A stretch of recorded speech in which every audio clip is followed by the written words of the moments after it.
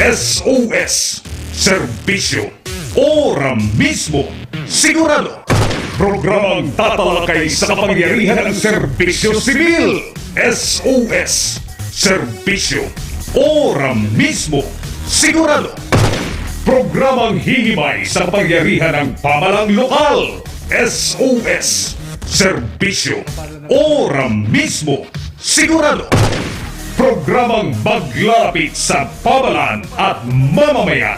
SOS, Serbisyo, Ora-Mismo, Sigurado. Kikilos ang barangay para sa bayan, edukasyon, kalusugan, trapiko, basura at iba pa. SOS, Serbisyo, Ora-Mismo, Sigurado. Tatalakay sa mga problemang napapanahon, problemang hahanapan ng solusyon.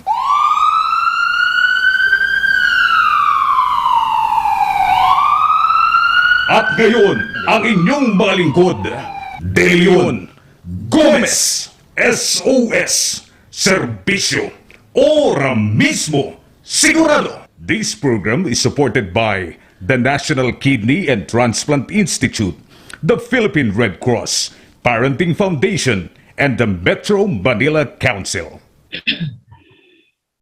Magandang hapon sa inyong lahat. Today is Monday. Today we hope to experience the miracle of love.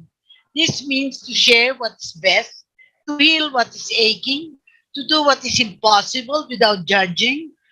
God doesn't require us to be the best. He just wants us to do our best, and He will do the rest. Today we continue the art of mindfulness this week. If you want to help the soul of our neighbor, we should approach God first with all our heart and ask Him simply to fill us with charity for family and friends. This is the greatest virtue in these trying times. We must be aware not only of our needs, as well as the needs of others, for after all, we need to love our neighbors as we love ourselves after God. Today in SOS, Serbisyo, Ora-Mismo, Sigurado, we once again tackle the unresolved issue of transportation, of course, guided by Senator Nikki Coseten. And now we have, of course, Architect Palafox and, of course, Alex Yage, who has been here before. Once again, we are unceasing, unwavering, unrelentless, unstoppable, the Red Cross way. Magandang hapon sa inyong tatlo at tawag natin dito, pang-apat ako, 3-in-1 kayo. Let's first ask Senator Nikki to give us her greetings for what is in store today. Senator Nikki? Wala kang audio. Audio muna. Thank you, Alma. Yes. Thank you to all our listeners for joining us again today. I hope that, with the new administration, that the transport issues that we raised a ruckus about over the last 3 months can be resolved soon. Good afternoon to Architect Palafox and Mr. Alex Yage. I am just happy to report that so far, there have been no arrests according to the different bus terminals that I visited. Wala pang huli at walang no apprehensions, no harassment so far. I guess people are just getting ready to ease out of their respective offices if there are new appointees to be appointed. Yeah. And I hope we don't have the same profile of appointees because I don't want to have another 6 months here complaining about the buses issue. So, let's wait and see what happens, di ba, Alex? At least, so far, baka wala kayong babayarang 1 million per bus na multa kasi walang nahuhuli, di ba? Si June naman, si Architect Palafox naman, siguro maaayos natin yung itsura ng mga carousel waiting areas kasi tag-ulan na, sama na yung panahon mabababad sa ulan yung mga taong naghihintay, no? And I don't think they deserve it. Who knows? Maybe you can even offer your services to the 30 bus operators who have terminals so that their terminals can look very jazzy and Yes, exciting yes. for people to use, and hindi sila nadidiri o hindi sila naiinitan, hindi sila sumasakit ang likod o hindi masakit yung bangko, whatever it is that their problems are, mawawala na yung pag dumating si Architect Palafox at sinabi niya ito, tanggalin ito, buuin ito, ganyan, di ba? You need the experts in their own fields of expertise. So let's move forward and carry on the discussion. Thank you so much. First to arrive si Architect Palafox. Architect, pakigreet ang ating maraming nakikinig, nanonood, at sabihin mo why you are here for. Ano yung gusto mong mangyari dito sa bansa natin? Architect? Yeah, good afternoon to everyone. Thank you for having me here. I'm here because of Senator Nikki Cosette. She made sure I'm here. And thank you again for having me here. And it's a very interesting topic.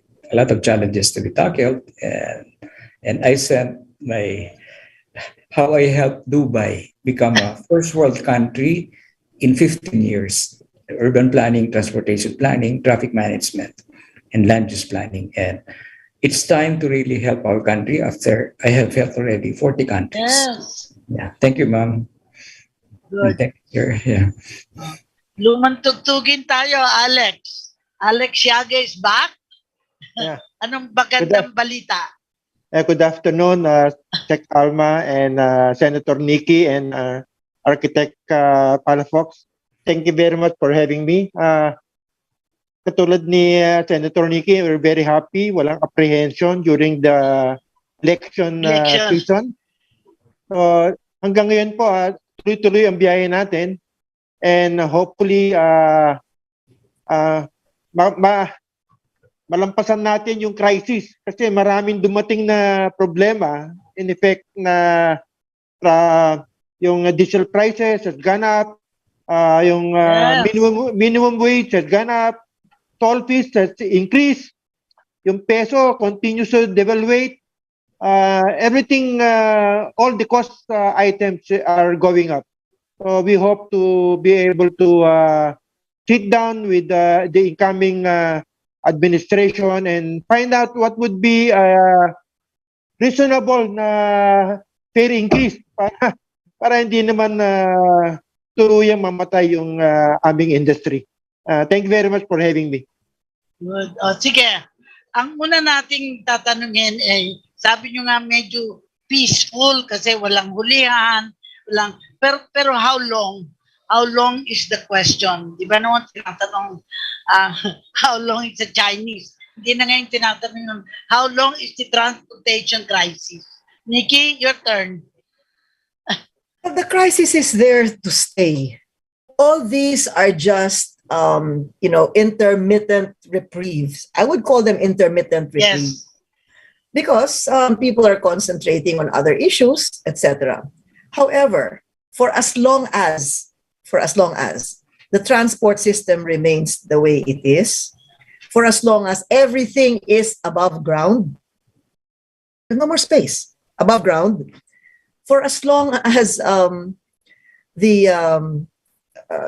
bus operators, jeepney operators, they're not only buses, jeepney operators, bus operators, tricycle, UV, etc., are in the state that they're in, where they're made to shoulder all the costs regardless of causes, which means whether it's the war in Ukraine, whether it's inflation, whether it's exchange rate, whatever it is, problema ng operators yan. Yeah.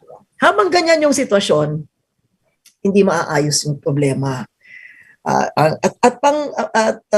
Isa pa, yung pong long distance travel, hindi po maaaring ma-address ng short distance solutions. Ito lang po tingin ko, no? Hindi naman ako expert. Pero yung mula dito hanggang La Union, the same ang sistema yung Cubao hanggang Makati. Ganun pa rin eh. You're using the same kinds of vehicles, the same capacity, the same speed, the same gasoline, etc., etc. Habang ganun yan, hindi maaayos yon. Kasi iba-iba po dapat ang solusyon sa iba't ibang gamit ng transportasyon. Halimbawa, traffic sa Rojas Boulevard, traffic, nagkukumpulan mga container. Dapat ba yung container kasama ng mga mga sedans, four-wheelers dito sa kalsada? Yung Burgos Avenue o Burgos Street o kaya yung Rojas Boulevard, hindi naman ganun kalapad ang nangyari diyan magmula nung high school tayo, di ba? Ganyan pa rin naman yan eh. So, hindi mo sila pwede lahat i-squeeze lahat. Now, if you have an efficient railroad system, 300 containers can be pulled by one engine. Yung 300, 400, 500 container, isa lang ang hihila dun eh. O, di ba? Anong luwag yun? Tanggalan mo na 500 container itong Rojas Boulevard. Ang laking bagay yun, di ba? So, hindi pwedeng ganyan. And then, for as long as the commuter is left to his or her own devices, for his or her own safety, comfort, expediency, scheduling, etc., hindi mawawala yung problema. Kaya malalim ang problema. Maybe Architect Palafox can provide some of the solutions, but it's hard to find solutions kung nandyan na yung problema. Diba? Mas madali kung wala pa, bakante lahat yan, pwede mong ayusin. Hindi ganoon na nangyari sa atin. Kaya itong intermittent, parang intermittent, kumbaga comfort zones, ganoon lang siya, intermittent. Parang bagyo. Intermittent din. Isang bagyo. Well, Attorney Palafox, we're so honored that you're here. Pero alam natin how you did it in Dubai. And when I see pictures on television, wow, sabi ko, I've been to Dubai sa airport lang. Pero nakita ko yung kaibahan, how they were able to modernize a country like that. So nakita ko na bakit hindi magawa sa atin samantalang the architect who did that, Architect Palafox, is a Filipino. Bakit wala tayo sa Pilipinas ng ganyan samantalang sa ibang bansa ay nakikita natin yan? Attorney Palafox, your turn. Architect po. I'm not a lawyer. Yes. Sorry, architect na. Actually, I was name-hard invited to help plan Dubai while I was a team leader for the World Bank funded Metro Manila Transport Land Use Development Planning Project to pay back my scholarship sa UP. So I had to work for 2 years with government under David Kunsunhi, Odi Corpus, and all the technocrats at that time. And the rulers of Dubai learned about Metro Plan Manila, which was one of the best metro plans in the world that time. And transportation traffic, we're looking at only at the supply side. We're not looking at the land use, the density, the location of development. When we planned Dubai, 270,000 people pa lang, ngayon 4 million na, polycentric city, maraming sentro, not monocentric. And then I was also part in Dubai, not just the urban planning land use, but also the public transport plans, traffic management plans. And parang 15-minute city, kung saan titigil yung bus, 15-minute walk. Ganon din sa Manhattan. I think I shared with Senator Nikki before, yung bus terminal from New Jersey, babagsak sa Manhattan mismo. 15-minute walk to Wall Street and all of that. Yes. Tapos yung water transport from Staten Island, ang bagsak niya rin, malapit sa center, nalalakad lahat. Ganon din ng Singapore and so on. Dubai, they were so lucky na they had visionary leadership, strong political will, good appreciation of good urban planning, good appreciation of good design like architecture and engineering, and excellent management. And I've said that in many of my talks. That's why very successful. In the role of Dubai, had very clear instructions. So I was the youngest and the only Southeast Asian. And he said, bring Dubai into the first world in 15 years. They were able to do it. Design Dubai as if there's no oil. Kasi konti lang oil nila. Create a garden city out of the desert and make Dubai a leading city, pace-setter city in the Middle East and North Africa. And one thing I like very much, for every year of service, 1 month, go around the world with your family and copy. That was my first exposure to benchmarking with the best practices in the world. And they implemented them.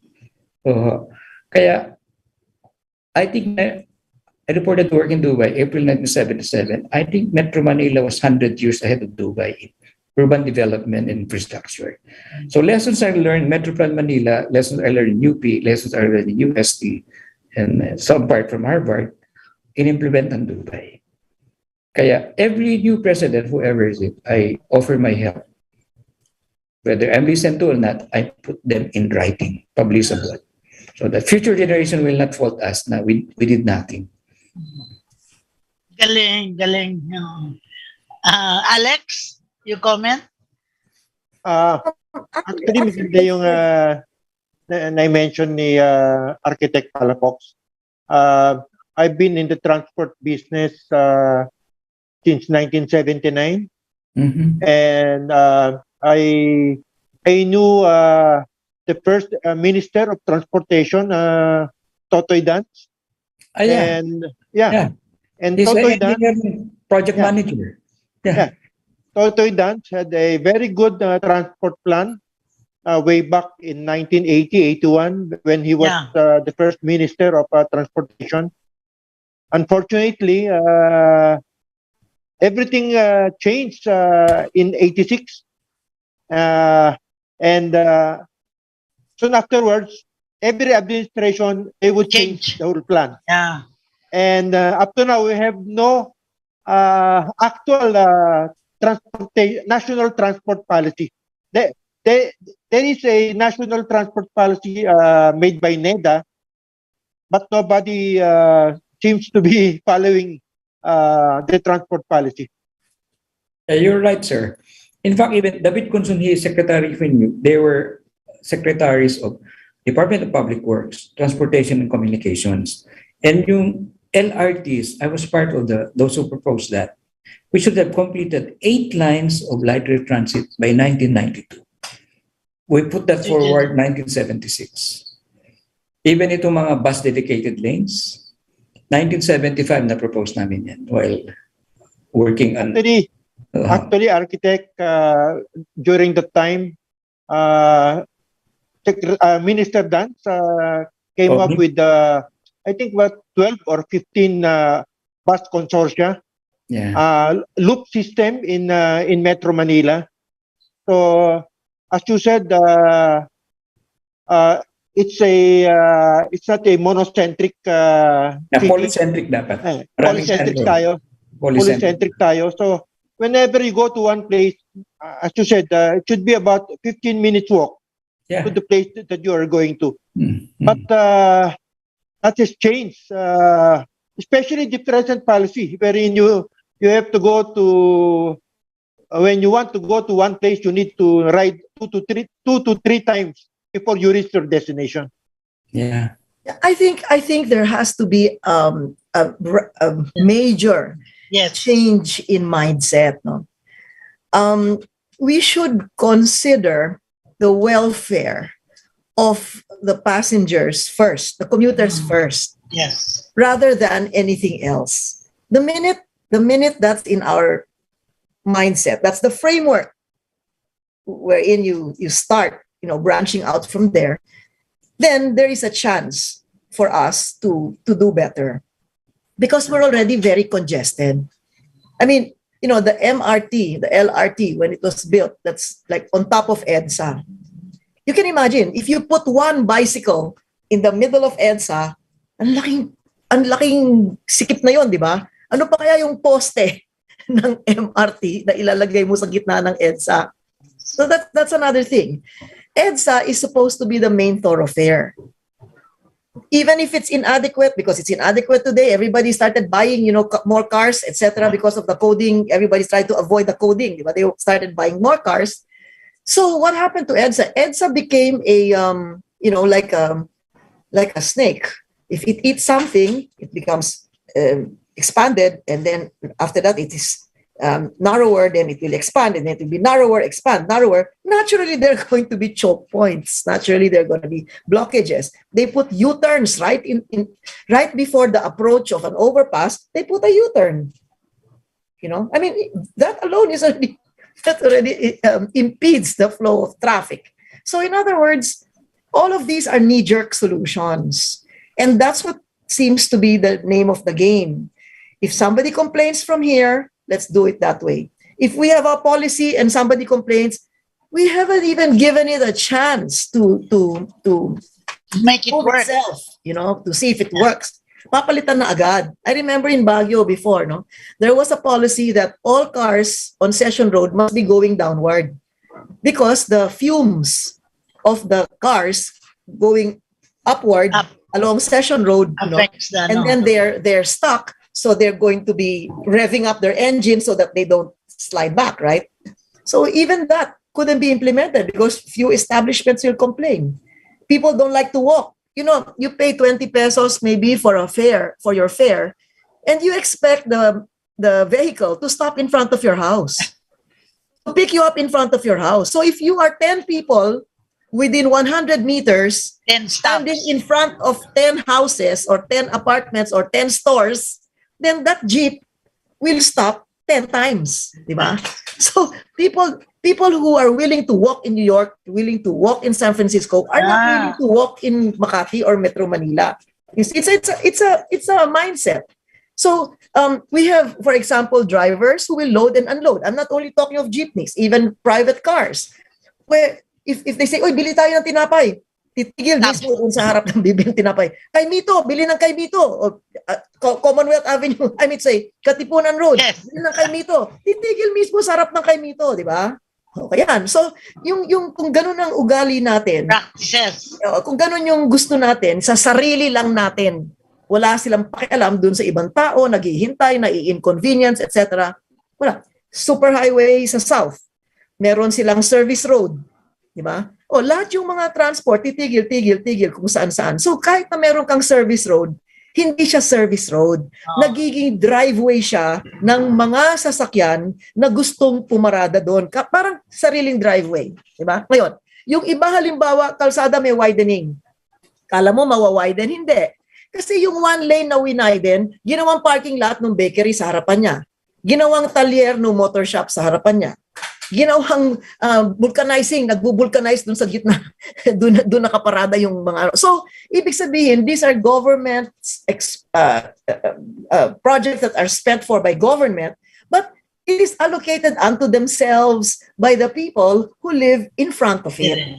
Di ba? So, it's really, sarili muna, wala kaming pakialam sa inyo. Now, if that is going to be, Mindset. yeah, and that's the concept that is being supported. That is being supported because una-una, walang nahuhuli. So, ibig sabihin, agree, tama yung ginagawa niya, hindi nahuhuli, di ba? Parang ano din yan parang tax evasion. Di ba? Pag ang name of the game, o si Architect Palafox, wag na kayo magbabayad ng buwis. Architect, sigurado malaking buwis ang binabayad nyo dahil hindi nyo pwedeng itago yung mga kontrata, yung consultancy, hindi nyo pwedeng itago yan. O, nagbabayad kayo ng buwis. Si Alex Yagi, nagbabayad din siguro ng buwis yan. O, di ba? Ikaw, Cora, ewan ko sa'yo. Ako, nagbabayad ako ng buwis. So, ibig sabihin, huwag na tayo magbayad ng buwis. Di ba? Total, yung halimbawa, binibigay ng presidente, hindi nagbabayad ng buwis. Bakit tayo magbabayad ng buwis? O, di ba? Pero mahirap sabihin yon kasi ang empleyado at saka yung halimbawa bibili ka ng kung ano man ang bibilin mo, kung halimbawa gasolina na lang 70 pesos, diesel 70 pesos kunyari. Yung kumikita na 1 milyon isang buwan, 70 pesos din ang diesel sa kanya eh. Yes. Kumikita ka ngayon ng 550, dadagdagan ka ng 30. Yun dinagdag sa'yo, yun lang ang diferensya nung increase ng gasolina. So, ang 70 pesos sa kumikita ng, sabihin mo ng 700 isang araw, 10% ng sweldo niya, 1 litro ng diesel. Kung kumikita ka ng 1 milyon isang buwan, 70 pesos pa rin ang binabayaran mo, di ba? So, kung gano'n ang tingin natin, sa lipunan na makatarungan, sa lipunan na maayos, mukhang hindi tayo yon. Anyway, si Architect Palafox will now have his piece. Kasi para sa akin, I see silver lining pag narinig natin ang komentaryo ni Architect Palafox. Ano yung pwede? Given the condition, kahit na anong hirap, ano yung pwedeng magawa in the meantime? Go ahead. Yeah, maybe background there again. Yes. We should have one session just on EDSA corridor. The American Corps of Engineers, 1945, before I was born, they proposed 10 radial roads and 6 circumferential roads. EDSA is circumferential road number 4, planned in 1945, built in 1954, 54 meters wide, kaya Highway 54. Kaya Highway 54 yun eh. It was also a transportation corridor. Ngayon naming destination na. And EDSA corridor is functioning at 8 parallel roads. And where are these parallel roads? Inside gated low-density subdivisions, inside military camps, inside the gated cemeteries. And we have, I think, 13 LRT stations. Around the LRT station, 5, 10-minute, 15-minute walk, it should be higher density residences so that you have more people within walking distance from their place of work. Ngayon, like some of our employees sa Palafox, they come from Rizal Province, 3 hours to come to the office. Wow. 3 hours. So I wrote an article one time, parang employees of Makati Central Business District are like OFWs. They are 6 hours away from their families every day. And also, from the 19-something Metro Manila zoning na Metro Manila, nabawasan na yung open spaces. Pinagbili, they cut the trees, naglagay yung mga high-rise buildings. So in open space, anong access niyan? Pedestrian access. You put high-rise buildings, maybe 2,000 cars, traffic generation. Makati Central Business District, 1990, in-approve ng LGU, increase the density by 4 times. Hindi naman nag-increase ng density ng 4 times. And the employees of Makati CBD, maybe even Fort Bonifacio or Tigas, are priced out of the housing stock in their employment centers. Kaya planning is balanced. So there's a jobs housing imbalance. And Yes. in the 70s, Metro Plan Manila was an example of good planning. Ngayon, even PhD candidates for urban planning in Harvard, Yale, University of Germany, Berlin, and so on, they come to my office to, as a case study, Metro Manila, how not to do it. So, Example of ano ha? example, and EDSA corridor can be a thesis on how not to do it. Yeah.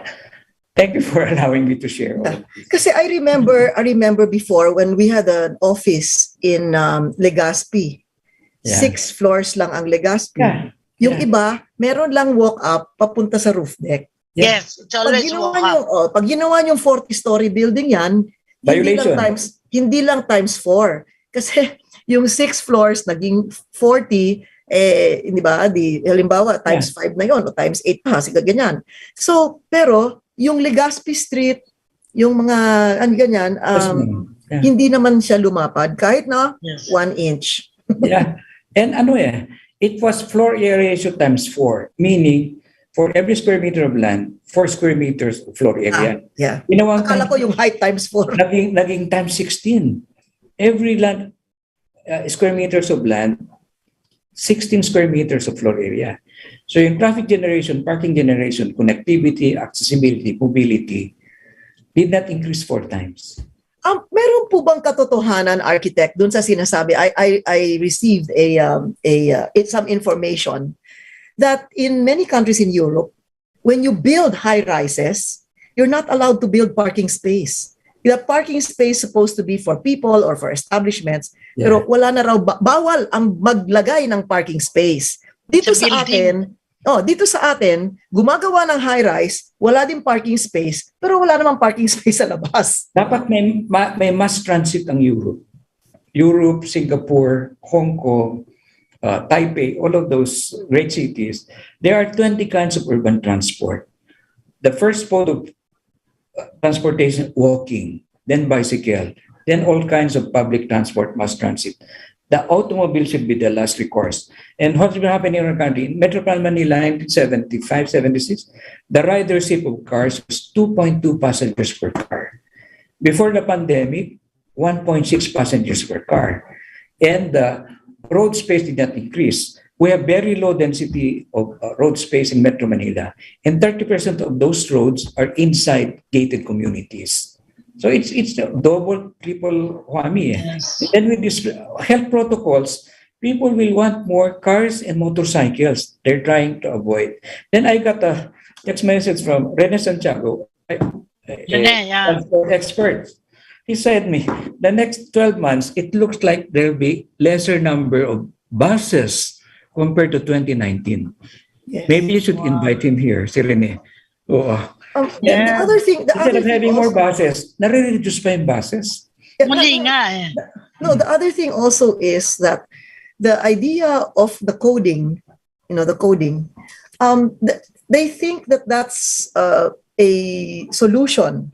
No, to it was traffic. not. But you see, when a person, let's talk of one person, not family. One person buys another car, so he will have two cars. So on the day of coding, He will use one he has a car. car. So he is 100% on the road on the day that he's not supposed to be there.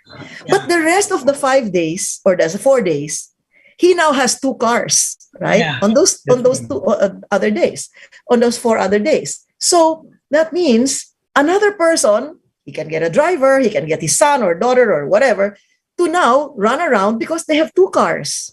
So that is not going to, and if we look at the statistics of maybe Toyota or all these other car manufacturers, car companies, their car sales are not going down. And that adds, and you have to add also the second-hand car dealerships. Yeah. I don't know where in the world, with 5,000 pesos, you can actually put a down payment and get a car.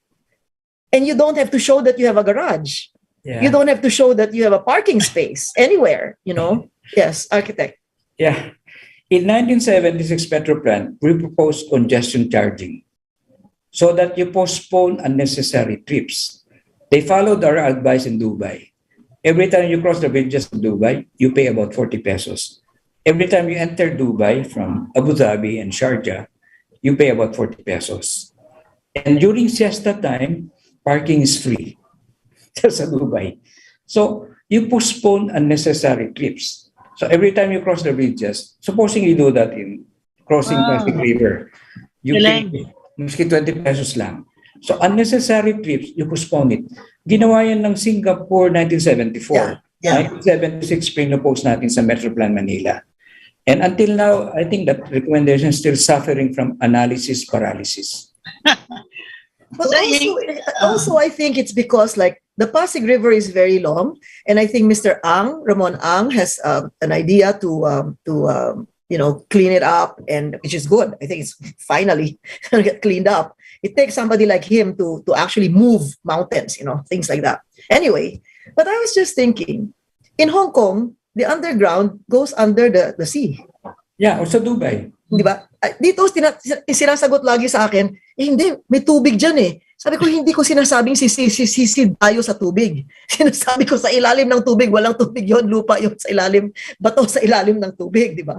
So, I can think... be another topic about the Pasig River. That's Radial Road number 4, recommended 1945, and Daniel Burnham Plan for Manila and Suburbs, eastward direction of urban growth ng Metro Manila, and he proposed along Pasig River, like rivers and boulevards. And for us, we were hired. We do Esplanade 10-meter wide, Laguna Lake, Pasig River, Manila Bayfront. But hindi makakuha ng right of way. Yung river transport, water transport, less than 10,000 passengers a day kasi it's not on time, it's not convenient, it's not safe. And I had many proposals, including aerial cables from the Antipolo Mountain, Sierra Madre, no takers. That underground roads like Paris, no takers. Kaya this, sabi nga na, the road system and the road network is as strong as the weakest link. And the East-West Transportation Corridor, it's not just the weakest link, it's the missing link. In China, they were able to build the Grand Canal, connecting the two rivers that are running east and west, and the Grand Canal goes north-south. Yeah, Dubai, ginawa rin po yan sa Dubai ho. Yung creek, sila nagbinabigol, then they did a Dubai Canal, circumferential. Yes. There was a proposal in the 1970s. You also dredge Pasig River and extend it up to the Pacific Ocean with tunnel. Yes. So we connect Manila Bay, West Philippine Sea, and Pacific Ocean. Well, it's also, I think we go back to that attitude. It's an attitude that, with either we don't want to pay or because of the existing pressures on people, financial pressures, it's very what do you call this? It's very heavy on people to pay, diba? Whatever toll fees, etc., etc. And there are no alternatives. If there were alternatives, I'm sure that people who don't want to pay or cannot pay 20 pesos per crossing Guadalupe Bridge can at least take another means of transportation without having to do that, because they can pass Mandaluyong, they can pass Pasig or Taguig or somewhere else without having to cross using Guadalupe Bridge. But in the Yes, ma'am. absence of such, these proposals, although very sound and very, I think it will decongest the already congested thoroughfares, really don't become practical. I mean, there's already almost 15 million people that live in Metro Manila. And so that's a far cry from what it used to be of 2-3 million people. More And during the day. I don't think Daniel Burnham designed Metro Manila. I mean, not Metro, but designed the Manila blueprint And suburbs. Yeah. and suburbs in the same way that he designed Chicago, for example. Chicago, yeah. Same guy did it. They have Lakeshore Drive in Chicago. We have Ross Boulevard here. But it's Also along Chicago River. yeah. So it's Yeah. also, it's a beautiful site now. Chicago River used to be very, downright run down, but now all the best condos are in the river, Yeah. Yeah. along the river. It's very nice. But this is the same architect. So the architect has a design, his engineers have a design. Now, the leadership of the country, wala na siyang control doon, di ba? yung mga blueprint nga ni Daniel Burnham, baka nahanap nila doon sa PGH na, di ba? Where are those? Yeah. I think somebody must have the Daniel Burnham designs. I studied all the Burnham plans all over the world in Harvard. Nandun yung Manila Burnham plan, Yeah. 1905, and Baguio Burnham plan, Yes. 1909. And talking about walking a first mode of transportation, I had proposed for the longest time pedestrian bicycle bridges across Pasig River, across San Juan River, and across Marikina River. And I also proposed overhead skywalk and bicycle lanes, overhead 27 kilometers of EDSA. And I was paid by ADB for that, walkable cities. And because the putting bikeways na along EDSA, you'll get run over. Yes. And also the carousel, very good concept, but implementation, it's not good enough. Yes. The best bus rapid transit, because it's wide enough, Commonwealth Avenue. And a bus rapid transit should operate like trains, sunod-sunod. Kaya if you're a motorist, you get so frustrated, yung bus rapid transit, bakante halos. Kaya bus rapid transit, they should move like trains. Walang headway. Magkakadikit halos. Sunod-sunod. Kami ho sa Parañaque, matagal na namin pinag-uusapan because I chaired the Save the Parañaque River. Sabi ko, bakit ang mga fishermen wala nang isda dito? Baka dapat ang mga bangka namin magpunta all the way to Rojas Boulevard. Kasi kasi na-reclaim na kami. O yung sa likod, pwedeng tumakbo, may motor ng mga bangka sa likod. Anong palagay nyo doon? That's a means of transportation. After Ondoy, under GMA, I proposed a smart tunnel. Yes. Proposed Parañaque Spillway in the 70s. A smart tunnel linking Manila Bay and Laguna Lake. Underground. 3 levels yan, underground. Oh. The top 2 levels for road transport and the lowest level for a spillway. Pag mataas ang baha, all 3 levels spillway siya. Pero kung walang baha, pwede yung 2 levels roadway connecting Laguna Lake and To Manila Bay. So, Yes. yeah. And that was approved by GMA, President Gloria, in 2009, one of my 21 proposals to address the Ondoy flooding. Analysis paralysis also after that. It's also a funding issue, I think, architect. It's also a funding issue because naturally, when you go underground, the cost of the project becomes higher than if you are on the ground. Ma'am, And it's more visible. Sorry. Gawing tollway. Yeah. Oo. So, Kuala Lumpur, they did that. but I think it's high time that we also look at the impact of tollways and pay roads, because to me, the more tollways we have, it only goes to show how weak the government is, because it cannot give roads as a service or as for to Benefit. taxpayers, As a benefit, to to people. taxpayers, diba? So that when you have to when this has to be recouped within a certain number of years, naturally the investors will have to have their profits also from there. Then that means that government has in effect failed to serve the transportation needs of the people. It's also a matter of development strategy. For example, all the subdivisions, for example, south of Manila, were there before the access was made. There was just one highway and all the subdivisions mushroomed until it got to a point where it will take you 2-3 hours from Alabang in a 5-star subdivision, from a 5-star subdivision to come Go to to Makati. Makati. Yeah. So all these things, I mean, it's a planning matter. You mentioned Malaysia. I remember when they were developing, for example, Kuantan or whatever it is, they do first the road networks. They do first the planning of the infrastructure. Then they come in with where the churches are going to be, or the mosque, or the schools, and the market, etc., the subdivisions, and the low-cost housing, whatever. But the first thing they Road do first. is really not just roads, the subways, the access.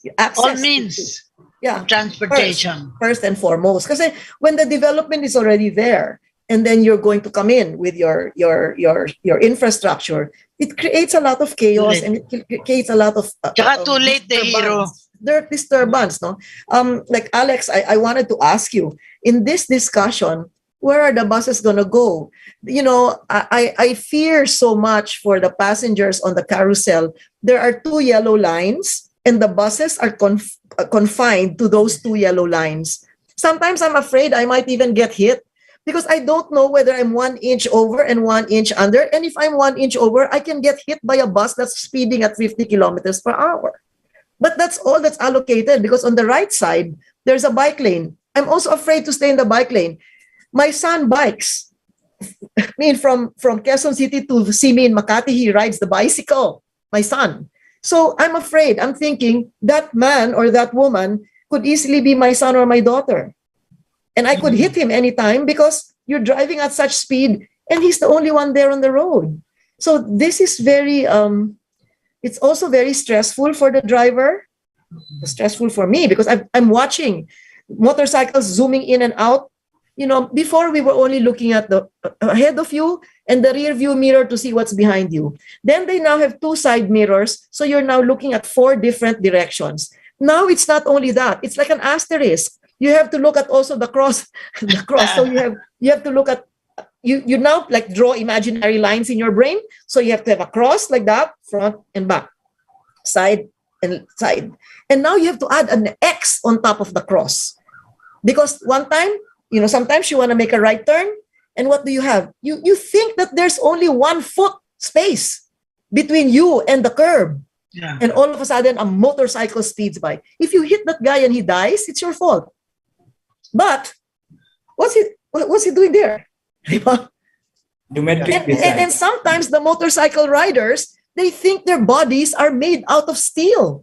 The way they run the motor. Alex. I think Alex. Architect Palafox can make a impact here, because do you know that the DOTR transport policy is based on a local public route transport, wherein when they develop the franchise route, the local executive has a say in the transport route.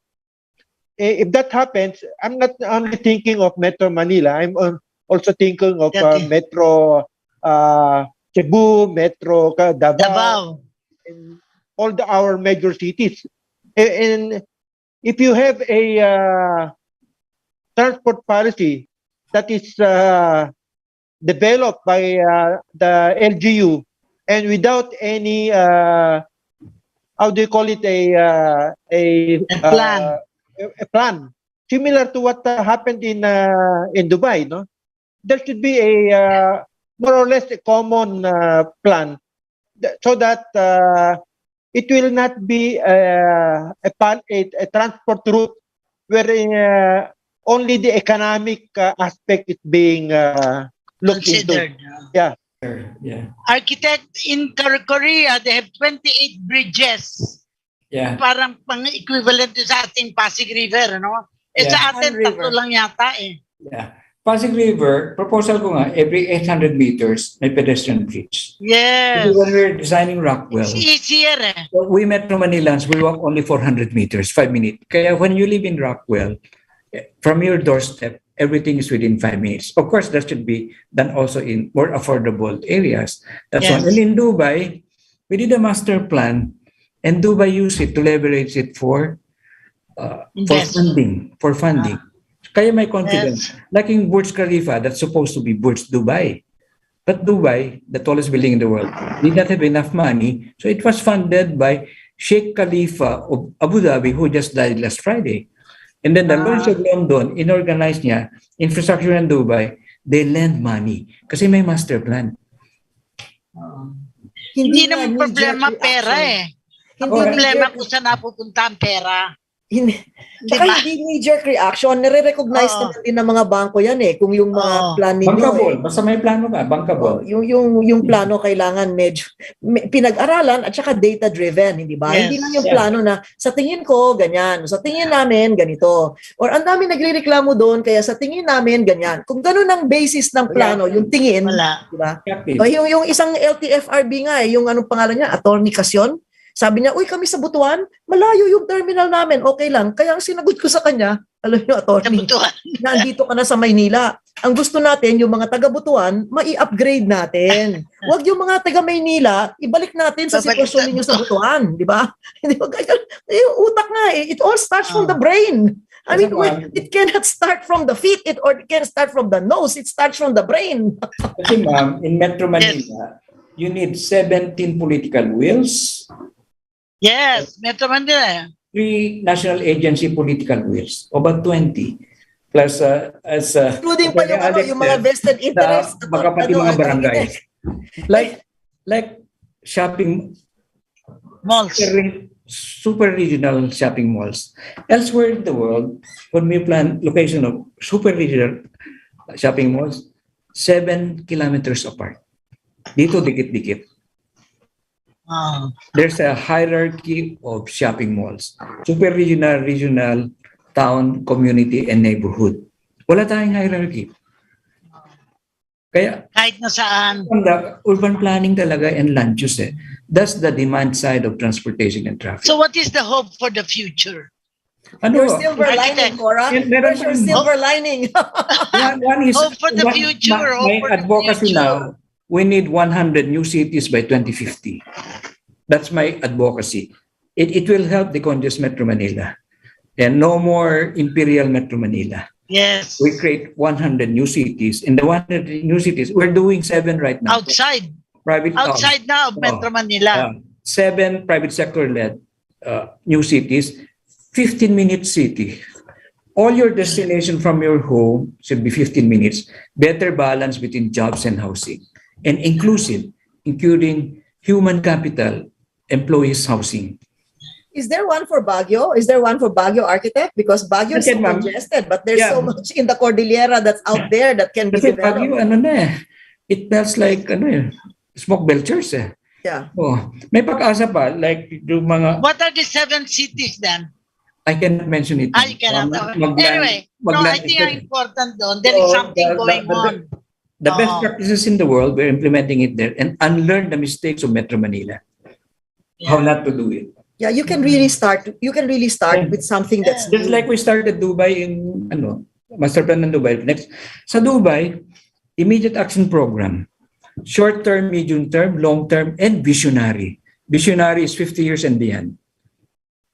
United Arab Emirates was established 1971. They overtook the Philippines in 15 years. You have a government in July that will start for the next 6 years, and a vice president who hopes to be president for another 6 years. That's going to be 12 years. Some silver lining, as you said, ma'am. This morning, I spoke to Manny Bunwan. He will be the Secretary of Public Works. And I worked with him on Metro Plan 1976. And he's very well qualified. He rose from the ranks. Naging undersecretary. Ayos ano niya. And I spoke to him this morning and he asked my help and I offered my help also. But Galing. not from the public work side. Yes. So there's hope pa rin. At least we have a Manny Bunwan, a technocrat. Well, we have 10 minutes. Let's draw some conclusions. What needs to be done? Because hindi pwedeng talking spree lang tayo. Ano yung possibilities? I think we're interested now, although you didn't mention the cities, pero I think that it will be a sign of hope. Hope for the future yan na maaaring maniwala tayo. At saka yung river transport. What do you think of river transport? Nakita ko yan sa Japan, nakita ko yan sa Bangkok eh. Pati restaurant, nandun lang sa Bangkok lang eh. Is that possible here? Yeah, there's still hope, man. If I may start with the concluding remarks. Yes. Our country is so blessed. We're number one in the world in marine biodiversity. We're now number one in sailors, seamen. We're now number one in call centers. I like to believe we are number one in nurses. We're number two in the world in geothermal energy. We're now number two in BPOs. We have the third longest coastline in the world. Dubai had to do the Palm Islands reclamation, artificial islands, because they only had 70 kilometers of natural waterfront. We are number 4 in the world now in shipbuilding, thanks to the Koreans and the Japanese. We're number 4 in gold. We're number 5 in all other mineral resources, and number 12 in human resources. And the Philippine expat rate is the preferred employees all over the world. If you rotate the map of the world, we are in the middle. It's no wonder for 300 years, we are the Asia-Pacific hub with Spanish Europe. 50 years, the Americans, 4 years, the Japanese, 2 years, the British. So every superpower country will always be interested in our beautiful islands. And we are 400 times the size of Singapore, 350 times the size of Hong Kong, 8 times the size of Taiwan, 3 times the size of South Korea. We're so blessed. And we should be in the top 20 economies of the world. And there are 6 kinds of infrastructure. Progressive infrastructure, these are the international airports, international seaports, international schools, international standard hospitals and hotels. That's progressive. Hard infrastructure, we all know that. The build, the roads and the utilities. Soft infrastructure, the ease of doing business, no corruption, no red tape. Then green infrastructure, plant. Green infrastructure. Then the Internet of Things, fire, the 4th industrial revolution, digital. And then number 6, institutional infrastructure. We may have the best plans in the world, but if you don't have the good institutions to implement it, nothing will happen with the good plans. Thank you very much for the opportunity. Wow. Amazing. Nikki, I agree. I hope we don't become. Let's move that. Yeah, I hope we don't become another Ukraine. Ukraine is the same situation. Except we're so blessed out there. We're so blessed with beautiful islands and beautiful women. Yeah, I don't think I would like to go anywhere, and I prepared myself so that I cannot go anywhere. Same here, ma'am. I had the opportunity to change my passport 4 countries I was offered. For me, we are so blessed. Yeah, I don't think I can live anywhere in the world except here. And I made sure that I don't have any house anywhere. I don't have any bank accounts anywhere. So that gutom o hirap o ginhawa, I'm just here, stuck here. Keep coming back, ma'am. After helping 40 countries, I keep coming back. Yeah. And many other doctors do the same thing. They're here after having trained and learned and experienced overseas, there's always here to come back to. And I hope it stays that way because it's only a very small segment. It's only a very small sector. I tell my classmates and friends, we had brain. We have so many architects that leave. They're registered, or licensed architects, but they leave and they just work as draftsmen overseas. It's Yeah. not really fair. It's not nice, but that's what happens. And I know a lot of architects who are having a hard time looking for architects to hire here. Because Locally. they're not here. They're not here. Yeah. Diba? So anyway, Alex, go na tayo. Ikaw muna, I think Alex. it's just gonna take a little more time. I look forward to the vision of Architect Palafox. I'm very happy to have heard him in your program, Cora. And I agree.